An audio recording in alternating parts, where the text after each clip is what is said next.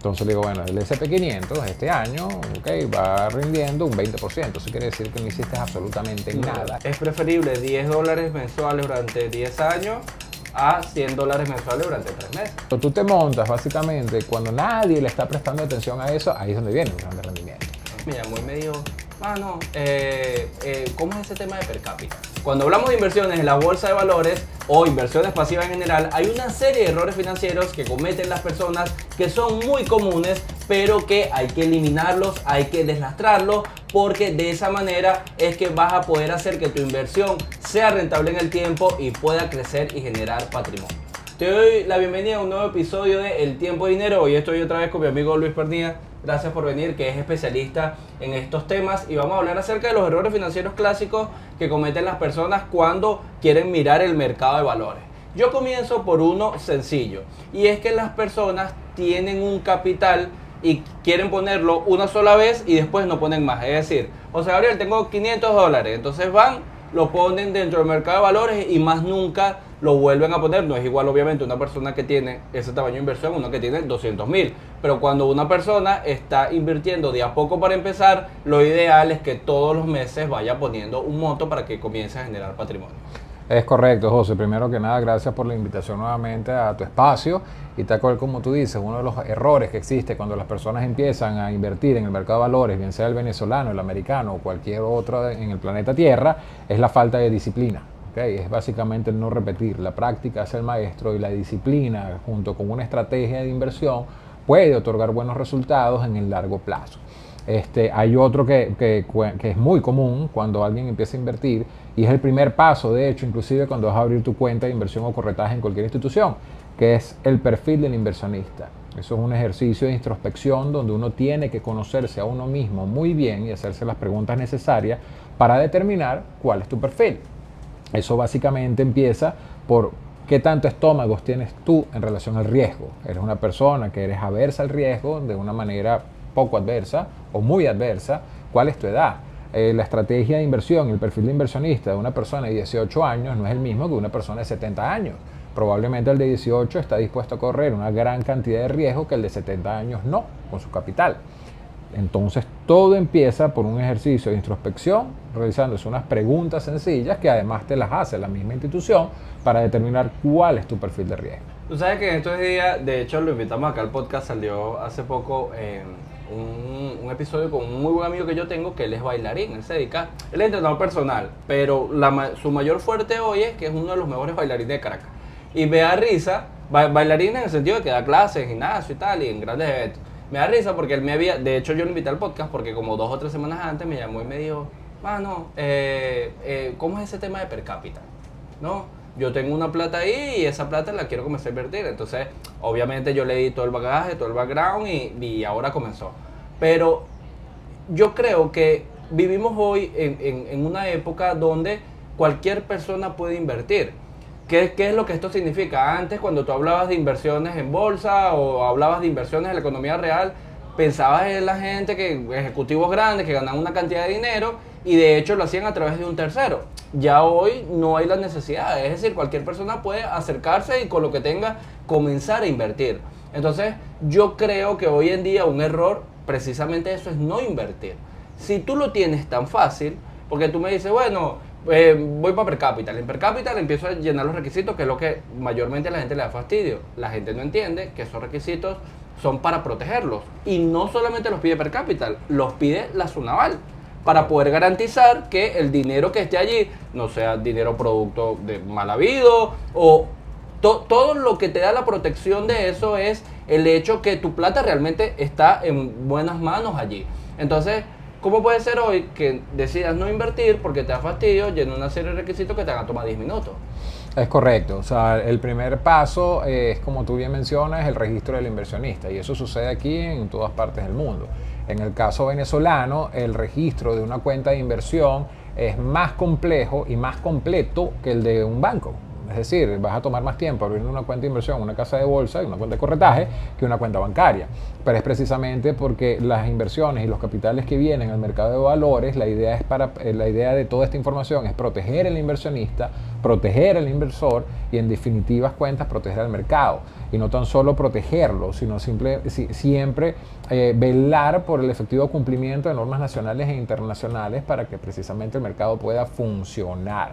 Eso sí, es tedioso en algunos casos, sin embargo la SUNAVAL ha hecho un gran esfuerzo por simplificar algunos recaudos, todavía falta trabajo por hacer, pero Roma no se construyó en un día. Esto es un mercado de valores en donde yo, el equipo de Per Capital, así como otros colegas, somos creyentes de que esto puede ser un motor económico para el financiamiento del país y entre todos, junto con la SUNAVAL y la Bolsa, estamos trabajando para mejorar procesos y simplificarlos para precisamente atraer al público. Sí, es que es una de las cosas que incluso yo, que hasta hace 3 años no estoy involucrado dentro del mercado de valores venezolano, porque yo tengo muchos años invirtiendo en el mercado de valores argentino. También es un proceso, o sea, no es que tú abriste los ojos y decidiste invertir y ya está, no, también tienes que crearte tu cuenta, o sea, también tienes que cumplir con esos requisitos. De hecho, a mí me da risa porque a mí cada cierto tiempo me van mandando como una corrección de perfil.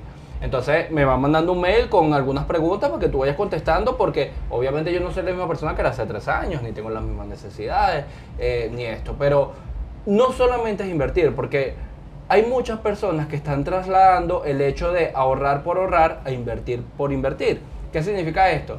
Hay personas que dicen, bueno, yo voy guardando, tengo un guardadito, voy, pero no tiene una finalidad. Entonces, llegaste a un monto, te volteaste y lo gastaste y ya está.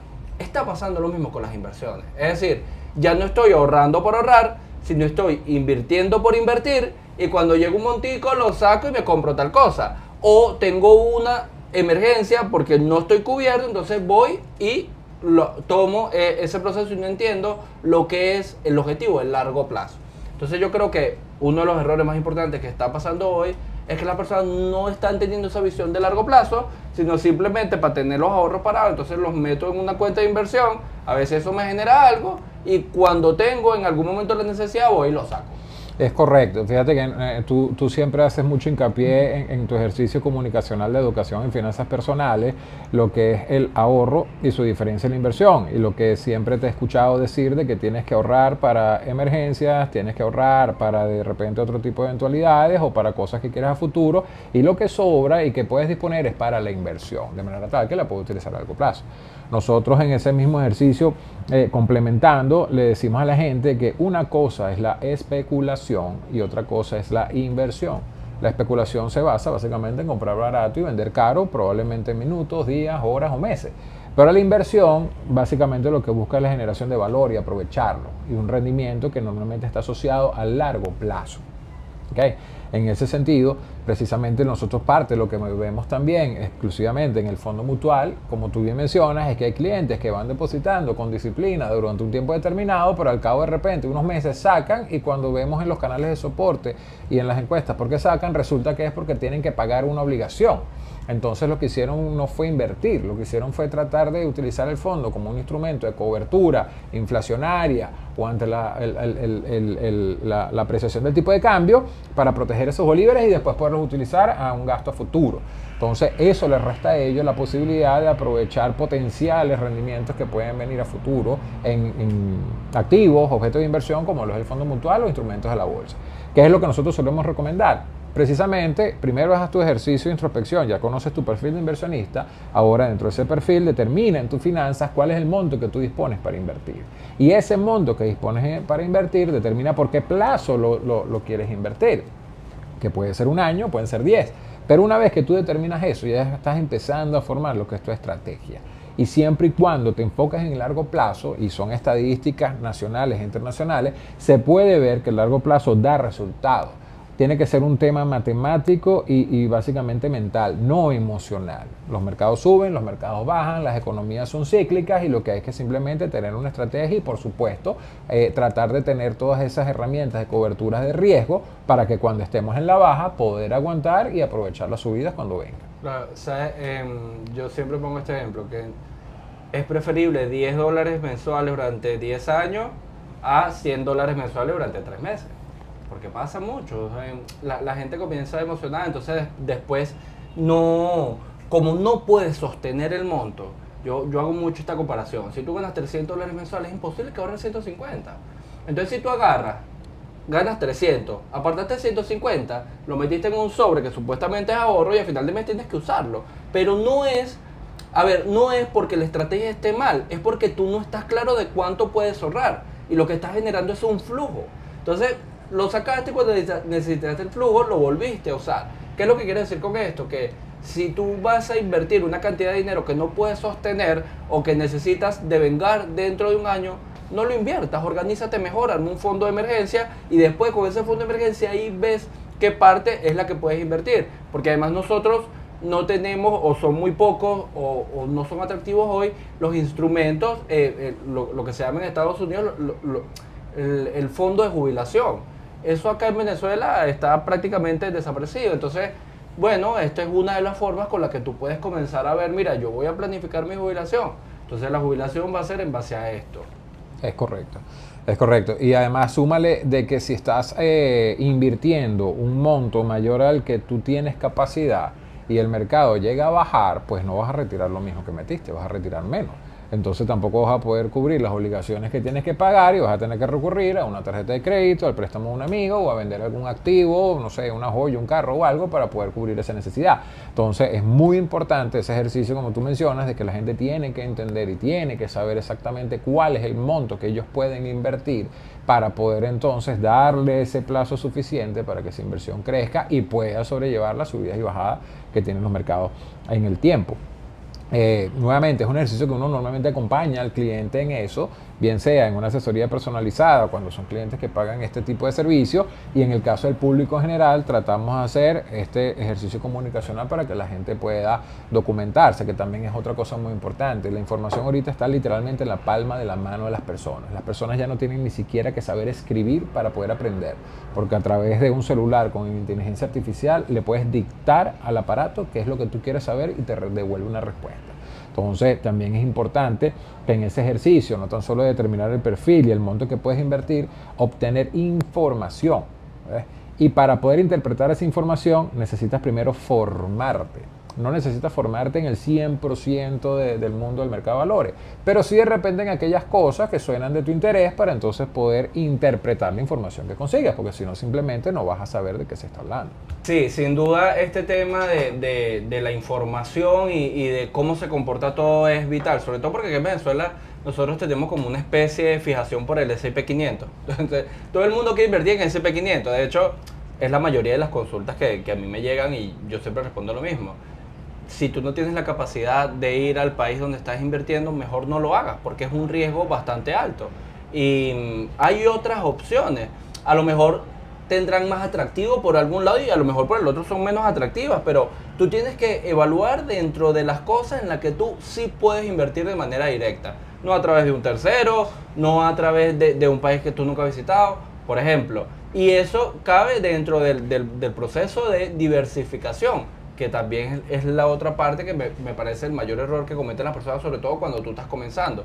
Si tú tienes un monto pequeño, es difícil diversificar, pero no imposible. Entonces, tú tienes que buscar las estrategias que tengan, porque a la gente empieza como, no sé, yo digo, voy a decir esta palabra porque es lo que siento que pasa, que la gente le da como vergüenza diversificar $20. Entonces, bueno, pero ya vas, o sea, es lo que tú tienes. Y además son 20 que estás sumando a tu patrimonio. No es 20 que te estás restando, que te estás yendo a comer. No, si lo vas a sumar a tu patrimonio, hazlo de manera diversificada. Entonces, bueno, puedes poner 10 en un fondo mutual, 5 en criptomonedas, 5 en otro instrumento y tú vas diversificando tu propio comportamiento. Porque hoy tienes 20, pero mañana puede ser que tengas 200 por mes y después puede ser que tengas 1000 por mes. Entonces ya tú realmente vas a tener probada la estrategia que es la que te está sirviendo.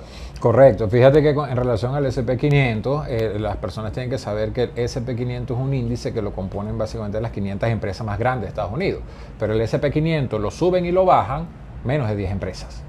Entonces, al final del día estás invirtiendo en 490 empresas que no están haciendo absolutamente nada, sino que están siendo arrastradas por la subida o bajada de unas pocas.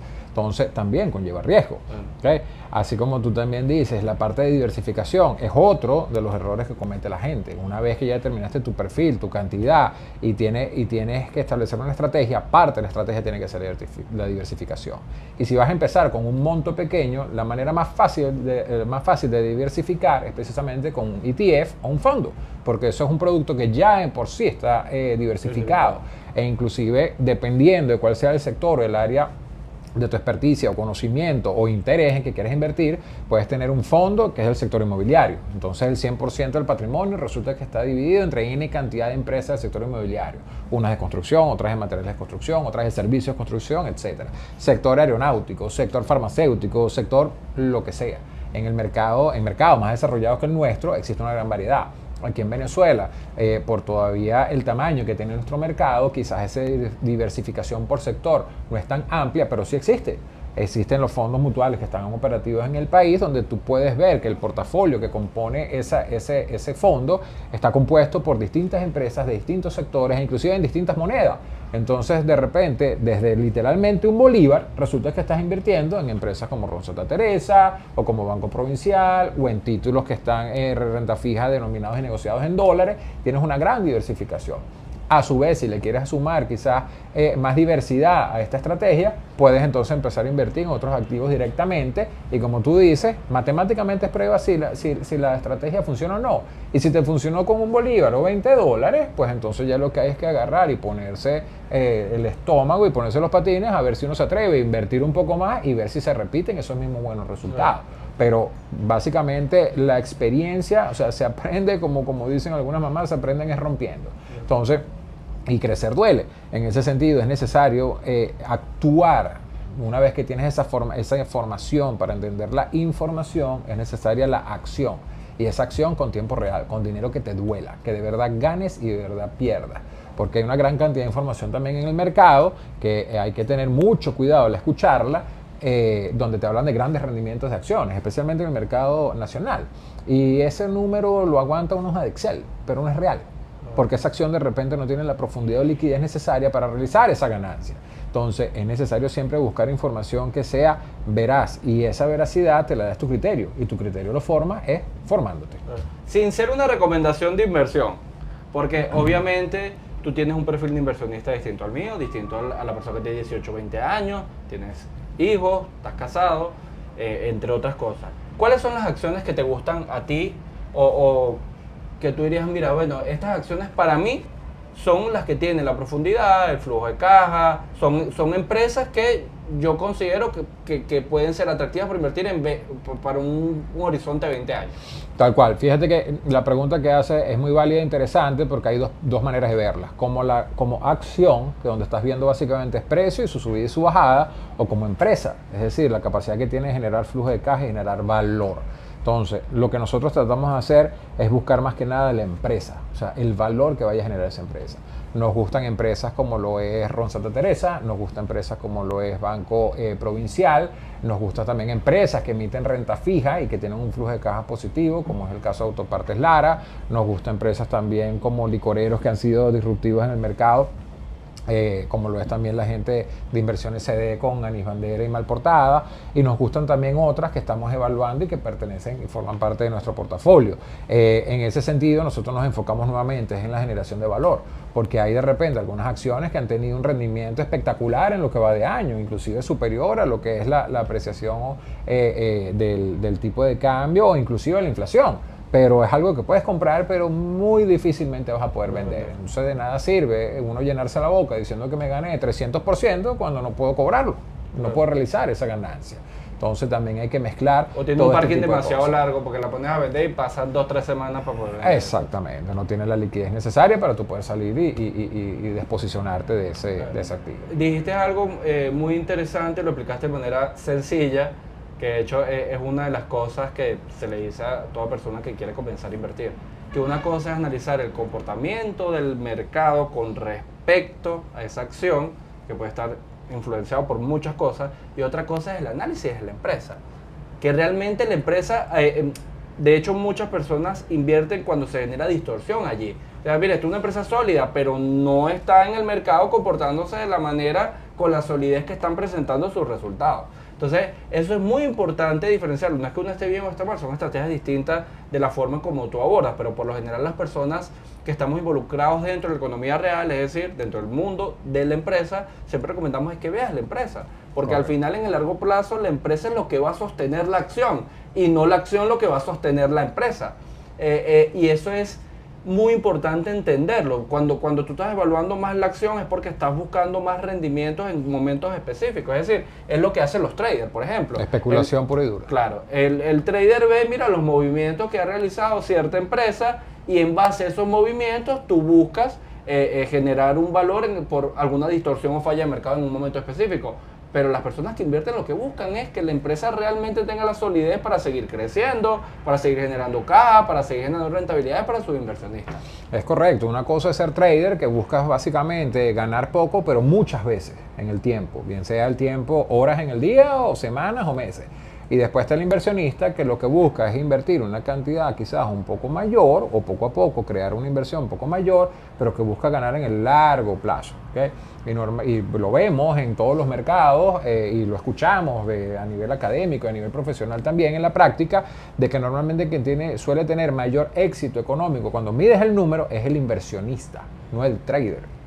Entonces, por supuesto que el trading genera un flujo de caja y es un mundo súper interesante, apasionante y enviciante. Pero la verdad es que la inversión, que requiere una disciplina mucho mayor y un estómago mucho mayor, a largo plazo da mejores resultados. Claro. Entonces, también puedes hacer una mezcla de ambas. O sea, tú puedes destinar del 100% de tu capital para invertir, una parte para inversión a largo plazo y otra parte para trading a corto plazo, de manera tal de generar un flujo de caja que te ayude a sostener algún tipo de obligación que tú necesites en tu vida. Tú sabes que hace como 4 o 5 años, en el proceso de pandemia, se pusieron muy de moda los traders.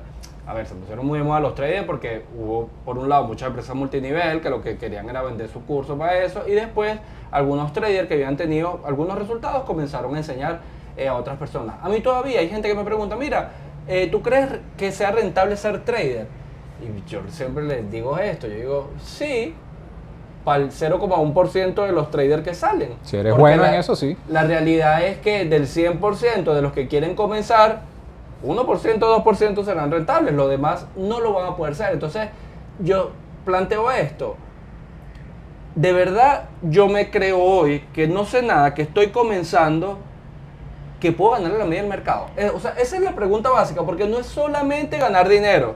Es que, ya va, si tú vas a hacer el esfuerzo de ser trader, de dedicarle las horas porque tú le quieres ganar la media del mercado, porque si no te vas a invertir en la media del mercado. Exacto. Es decir, si yo quiero ser trader es porque quiero sacar más rendimiento de lo que me va a dar el S&P 500, que me va a dar un 10% promedio por año, 12%.